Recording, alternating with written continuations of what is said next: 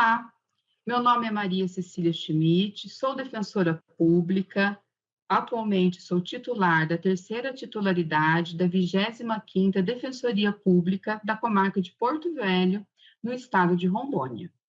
Fui convidada para falar sobre as diretrizes nacionais sobre os fluxos de registro, apuração e responsabilização nos casos de mortes dentro do sistema prisional.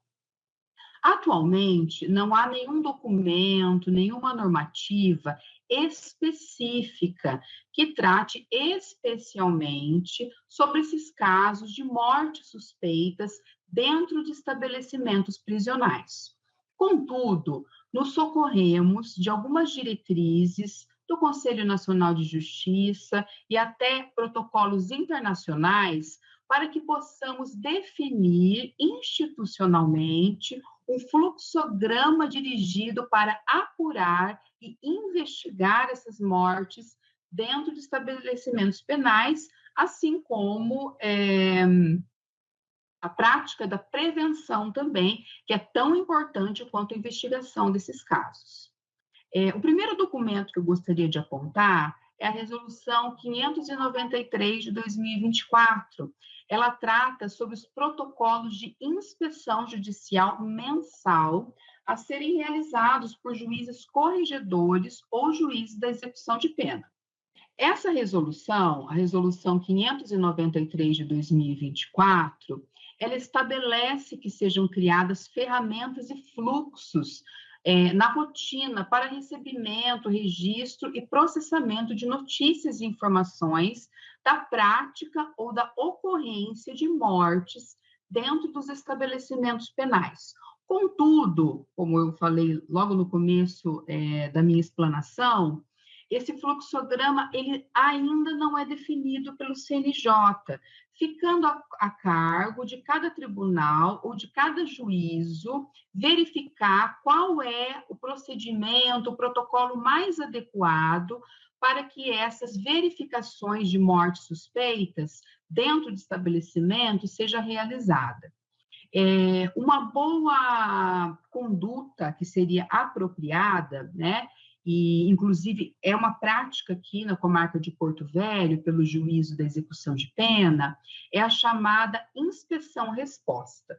Então, afora aqueles casos da inspeção ordinária mensal, em que o juízo tem a obrigatoriedade de comparecer nos estabelecimentos penais em obediência à Resolução 593 de 2024, a possibilidade de inspeção-resposta nos casos de ocorrência de morte dentro dos estabelecimentos também é um procedimento muito adequado e que é muito bem recepcionado, principalmente pela Defensoria Pública, pois nós sabemos que está sendo feita uma verificação in loco pelo juiz e também pelos outros órgãos da execução penal para apurar aquela morte suspeita dentro de determinado estabelecimento penal. Outro documento de suma importância é o Protocolo de Istambul. O Protocolo de Istambul, ele é especialmente para caso de tortura e maus tratos, mas podemos emprestar um fluxograma dos quesitos periciais existente no Protocolo de Istambul para que sejam também realizados nos casos de morte suspeita. Isso porque é muito importante que seja feita uma perícia tanatoscópica nos corpos das pessoas falecidas dentro das unidades prisionais, né? Muitas das vezes, inclusive nos casos em que a morte não é violenta, entendo que há sim necessidade de perícia nesse corpo, por quê? Por mais que a morte não seja suspeita, esta pessoa que faleceu dentro da unidade pode ter sofrido algum tipo de violência anterior, nem precisa, nem há necessidade que tenha sido no mesmo dia, mas eventualmente dias antes e em decorrência de uma eventual lesão corporal ou outro tipo de violação à sua integridade, acaba ocorrendo o óbito E esse óbito, ele precisa ser periciado para verificar se foi decorrente de uma letalidade inapropriada e ou ilegal perpetrada ou por um agente público de segurança ou mesmo por outra pessoa que também estava cumprindo pena dentro daquele estabelecimento penal. Então, verificamos que o Protocolo de Istambul, muito embora ele não trate especialmente sobre os casos de letalidade dentro das unidades prisionais, ele pode nos emprestar um mecanismo muito importante, que é a procedimentalização das perícias feitas nos casos de tortura e maus tratos. Ou seja, este corpo que é da pessoa que faleceu, ele deve sim sempre ser levado para uma perícia, para que o protocolo de Istambul também seja aplicado, muito embora não seja no caso de uma pessoa que sofreu apenas uma lesão ou uma tortura, mas sim veio a óbito dentro da unidade prisional. O Protocolo de Minnesota, publicado em 2016, é um marco regulamentar muito importante, pois trata sobre mortes suspeitas, ou seja, mortes potencialmente ilegais, em todos os âmbitos, né? Todos os âmbitos que abrangem direitos humanos.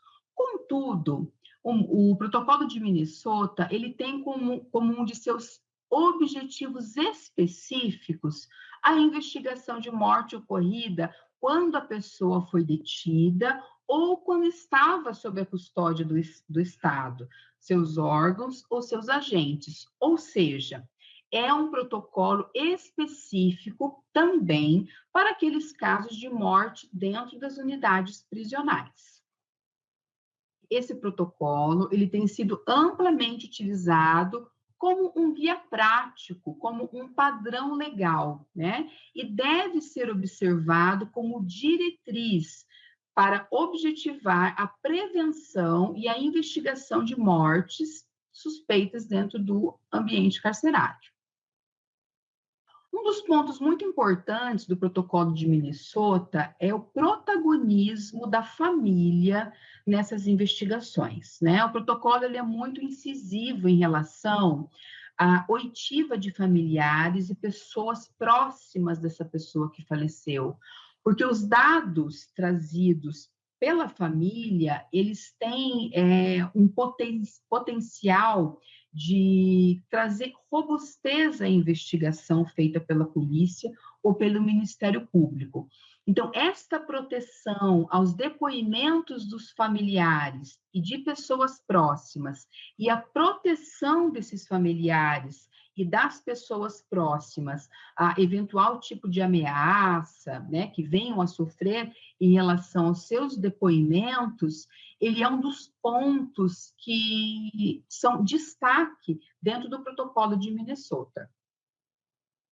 O protocolo de Minnesota, além de verificar, né, além de abraçar essa questão das pessoas que morreram dentro do sistema penitenciário, também tem como objetivo a prevenção e investigação de desaparecimentos forçados. No que diz respeito às pessoas privadas de liberdade, essa questão do desaparecimento forçado, ela merece uma atenção especial, porque muitas vezes a fuga, né, a classificação de uma pessoa como foragida, ela pode acobertar um desaparecimento forçado, né? Então, vamos pensar no exemplo de uma pessoa que estava presa, né, num regime fechado ou preventivada, e há notícia pelo sistema penitenciário que essa pessoa foragiu, né? E ela desaparece, né? No jargão popular, desaparece no mundo, né? Dentro dos sistemas, dos registros oficiais, o nome dessa pessoa vai estar constando como uma pessoa em fuga. Quando pode ser que, de fato, essa pessoa sofreu algum episódio que culminou na sua letalidade e o Estado acaba acobertando este crime, colocando ela sob a classificação de pessoa foragida. É por isso que o protocolo de Minnesota, quando fala também de desaparecimentos forçados, ela conversa diretamente com pessoas que, dentro do sistema penitenciário, acabam foragindo e nunca mais são encontradas. Essa observação sobre desaparecimentos forçados, ela não toca apenas as pessoas que estão no regime fechado de pena. Observemos que, nos casos de pessoas que estão cumprindo sua pena sob monitoramento eletrônico, ou até mesmo no regime aberto, quando deixam de carregar a tornozeleira, ou rompem a tornozeleira, ou aquelas pessoas no regime aberto que deixam de assinar e nunca mais são encontradas, elas continuam nos cadastros, às vezes por anos, como pessoas foragidas, quando pode ser que, dentro de uma investigação mais profunda, apareçam indícios que, na verdade, essa pessoa sofreu um homicídio. Essa pessoa, ela sofreu uma violência que culminou com a sua letalidade, né? E dentro do sistema cadastral penitenciário, ela vai constar como uma pessoa em fuga. Então, é muito importante que esse tipo de cadastro, ele seja monitorado de forma um pouco mais específica, para que a chancela de foragido não sirva como subterfúgio para assassinatos, mortes, ou até mesmo que seja uma lesão corporal que culminou com morte dentro do sistema penitenciário ou fora dele, em relação a pessoas que estão em cumprimento de pena sob monitoramento eletrônico ou no regime aberto de pena. O Conselho Nacional do Ministério Público publicou em 2022 um manual chamado Manual de Atuação para Membros do Ministério Público em casos de crimes violentos letais intencionais. Existe até uma sigla para isso, CVLI, que é o significado de crimes violentos letais intencionais. Muito embora esse documento também não trate apenas pontualmente sobre os casos de morte dentro dos estabelecimentos prisionais, ele tem um tópico que trata dessas mortes dentro das unidades, né? Mortes de pessoas que estão em execução de pena. Infelizmente, também não é um documento que procedimentaliza de forma específica qual é o rito a ser adotado, qual é o fluxograma a ser acompanhado nos casos de morte dentro dos sistemas, mas é um documento importante que tem como escopo também, junto com as outras recomendações e até os protocolos internacionais, direcionar as autoridades e os órgãos da execução para que seja analisada, investigadas essas mortes e também a prevenção para que não ocorra mais. O CNJ publicou um estudo informando que entre 2017 e 2021, 112 mil pessoas morreram atrás das grades, sendo que 62% delas foi de morte reconhecida como natural ou não violenta.